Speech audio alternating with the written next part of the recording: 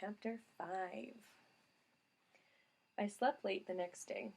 Butchering a cow is no joke. I rode out on Hob, and Denton joined me on his gelding, which resembled a piece of overstuffed furniture with ears. I had the pleasure of introducing Denton to the redoubtable Miss Potter, who was taking a spore print of a mushroom. "Ah," she said, leaning on her furled umbrella. "A doctor, are you?" "Of medicine, not mycology, I fear," I said. Denton had the grace to look abashed. Miss Potter generously favored him, both this failing and his poor luck to hail from America, with its sporious claims of underwater mushrooms. Here, attending Usher's sister, she asked. If Denton was surprised at the speed of which gossip carries across the heath, he did not show it. "For all the good I do," he said, "it's in God's hands, not mine, perhaps not even his." If this impiety shocked her, Miss Potter gave no sign. She nodded gravely and changed the subject. Admittedly, she changed it to fungi, but I was willing to accept it. Denton also requested a demonstration of the stinking red gill, and this time I stayed well back and held the horses. No pantomime players could have improved upon the play. Miss Potter, resolute, Denton staggered backward and throwing his sleeve across his face as if struck by acid. I enjoyed it enormously. It was as I was leading the horses towards them, after the smell had time to dissipate, that I saw another hare sitting in the grass. I looked at it. It looked at me. It seemed completely normal as hares go, which is to say, half-starved, with staring orange eyes. If it had some strange malady, it was not immediately visible. "Are you a witch, then?" I asked the animal, half amused. Oh, I was not expecting an answer, and I didn't get one. It sat up on its hind legs with its forepaws against its chest and simply watched. "Go on, shoo," I said, waving a hand toward it, "before I forget that I told Angus I wouldn't hunt hares." It didn't move. Oh, I stamped a foot at it. It still didn't move. March hares are all mad, of course, but it wasn't March, and their madness tends to be much more active, leaping and boxing and bouncing in all directions. This one was so still that if the breeze had not moved its fur, I would think it might be dead. It did not even twitch its ears. I had not seen it blink. I took a few steps toward it, and finally it did move, but not like any four-legged animal I'd ever seen. It put out one front foot and seemed to drag itself forward, and then the other. Oh, that's so creepy. Then one hind foot, catching up, then the other. It looked like a man scaling a sheer cliff, but on ground level. Then it turned and sat up again, watching me. "Have you no sense, hare?" I asked. Its unblinking orange eyes held no answer. Before I could do something thoroughly rash, like shooting it, and the thought was starting to cross my mind, Miss Potter and Denton reappeared. "Talking to yourself, Easton?" asked Denton. "Talking to a hare," I said, pointing. But when I looked back, the animal was gone. Woo! The butcher was as good as his word, and the first of the beef graced the table that night. And as Angus had predicted, it was tough as a boot leather. But the cook managed to make a broth, and I saw with pleasure that Madeline took more of it than she had of the chicken that we had eaten for the past few nights. Angus growled something when I came in. He looked surly, even by Angus standards. "No luck fishing today?" "Oh, I had luck, aye, but if you can call it that," he said. His mustache bristled like an angry hedgehog. "Caught a fine fish, only it weren't so fine after all." "You lost me, Angus." "Had a gob of stuff trailing out of it." "Oh," he said. "Thought it were fish shit, and then thought maybe it were its guts coming out." Good God, man, what are you using for fish hooks if you're gutting the fish with them? My hook, he said with dignity, were in the fish mouths where it were supposed to be. As clean as a cast, a clean, as clean a cast as ever made, and reeling improper. I gutted it, and it were all through with stuff like slimy felt, including a string hanging out of its arse. This sounded quite disgusting, and I told Angus as much. Yes, he said, something's wrong with that damn fish, is what it is. I caught up a second one, and what do you think I saw? Slimy felt? Gobs. He folded his arms. Fish are slimy little devils to begin with, I started to say, but Angus shot me a withering look with both eyes and mustache, and I relented. Angus would know the difference between regular slime and something unusual. I remembered Miss Potter talking about fungus that attacked the fish in the aquarium. Could be a fungus. I can ask Miss Potter about it if you like. Or you can ask her yourself. So far as I know, she's the only Englishwoman stomping about the place looking at mushrooms. We exchanged a wave, said Angus. I didn't go bothering her, and she didn't go bothering me. A wave, though, from an Englishwoman, that's particularly a hearty handshake. She's only deigned to speak to me because I was about to poke a mushroom with a stick. The good Lord looks out for fools. In your case, apparently, he sends the occasional Englishwoman. I thought he'd sent you. You're a two-person job, youngster. A thought struck me. You didn't eat the fish, did you? Great blistering Christ, of course not. Do you take me for an idiot? I am occasionally deficient in tact, but I knew better than to answer that. Never, I said, and retired to my bedchamber, while Angus muttered and grumbled about witch hares and fish on strings. I thought of telling him about my encounter with the hare, but what could I say? It looked at me funny. The way it moved was rather horrible. It was cold in the room, and I was still half-dressed when I heard another soft creak of boards as someone passed by my door. This time I leapt out of bed, ignoring stealth entirely, and flung the door open. There, a white shape, just vanishing.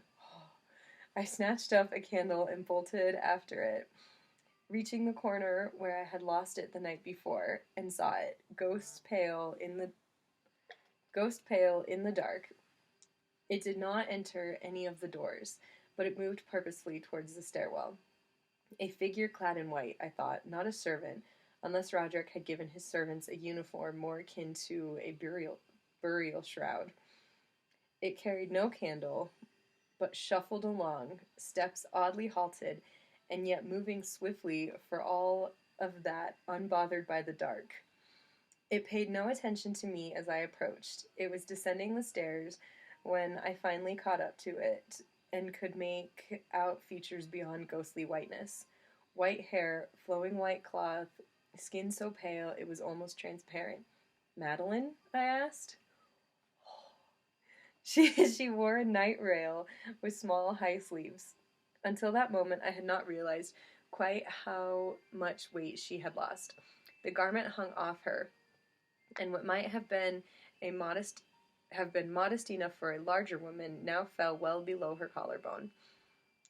The openings for her arms seemed to gape open, revealing a glimpse of her ribs.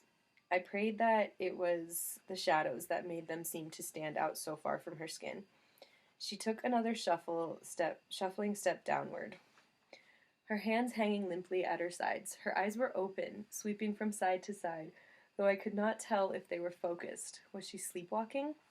Madeline? I glanced around, hoping that no one else would come along and see her in this state of undress. Certainly not Denton, or even Angus. Madeline, can you hear me? She did not reply. Conventional wisdom was that you never wake a sleepwalker, but conventional wisdom had not allowed for a woman walking in the dark in the house with bad floors and a ruined wing and balconies that led directly to 30-foot drops into a lake. Maddie, please wake up. She looked at me then, though I could not tell if she saw me or if she was looking through me. Her lips pursed, and a sound came out that was half a whistle, half a question. Who? It's Easton, I said, though I wasn't sure if she was speaking to me or if it was something in her dream. She took another step forward. I took hold of her arm and almost dropped it. Her skin was no warmer than the air itself. And if she had not been so obviously alive, I would have thought I had touched a corpse. Probably that meant that I spoke more harshly than I meant to. Madeline! She stumbled. I clutched at her to keep her upright, feeling her skin too loose under my fingers. Oh God, was I leaving bruises? I looked down at my hand on her warm arm and suffered another shock. How does anyone really think of the fine hairs on a woman's arm? It hardly ever comes up. I suppose women who have particularly thick or dark hair there may find it troubling, but I was decades removed from such concerns, and my sister certainly never spoke of it. And on very old people, it seemed like the hairs simply go away. Madeline's were bright white, the color of the hair on her head, and the same drifting, floating quality. Her skin looked almost pink by comparison.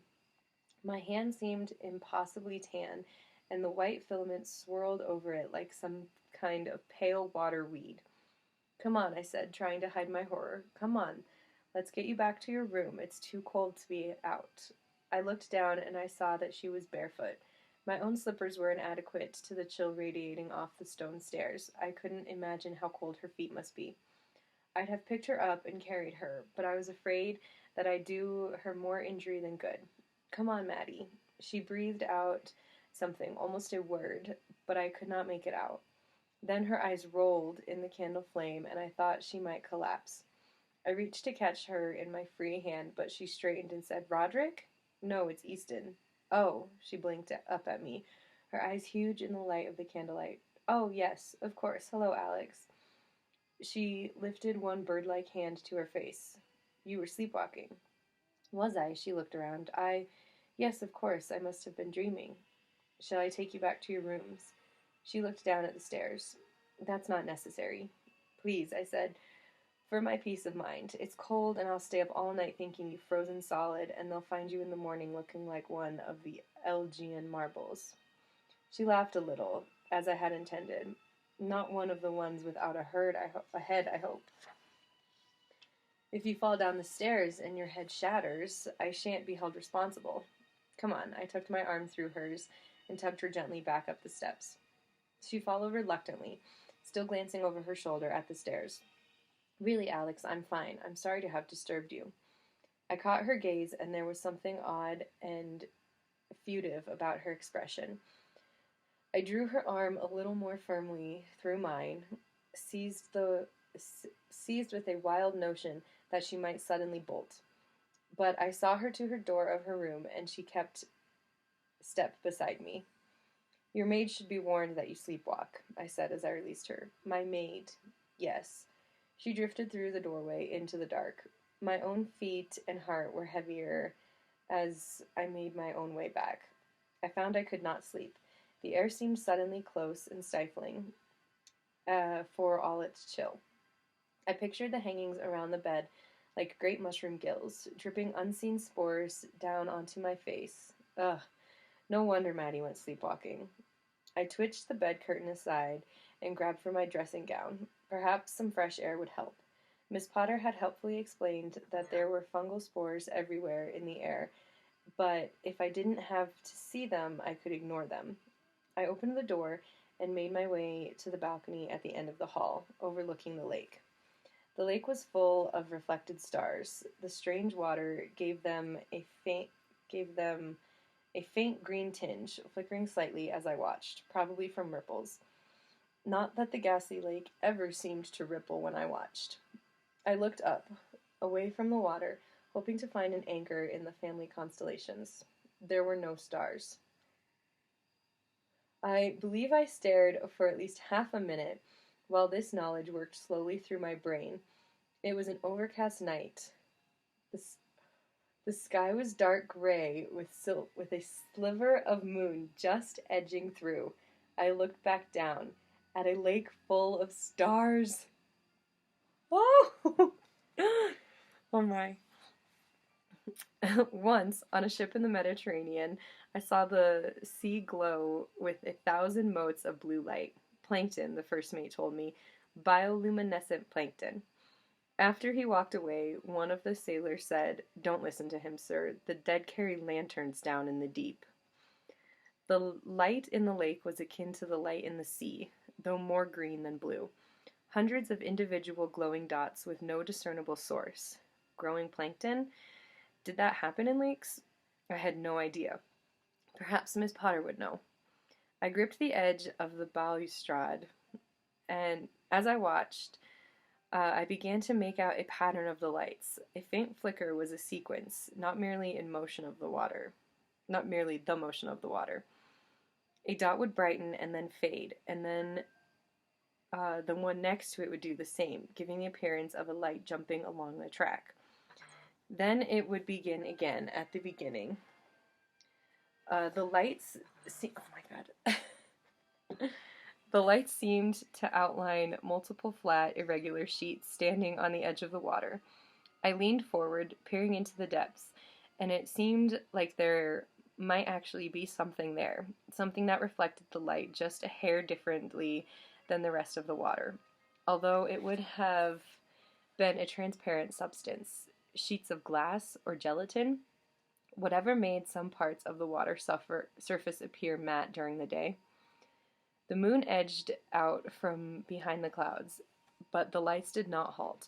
If anything, they grew brighter and more frenized. Algae, Miss Potter had said dismissively. Did algae have leaves made of jelly and outlined in light? The lights on the Mediterranean had been beautiful. Perhaps if I had seen these on a ship, I would have found them beautiful as well. But in this dark, miserable lake, in this grim, belighted land, it was just one more unpleasantness. Perhaps this was even the source of Madeline's ailment. She had put her feet in the lake, and God knew what kind of poison such things exuded into the water around them. I turned away. Behind me, the lake continued to pulse and dance under a worried sliver of moon. Whoa.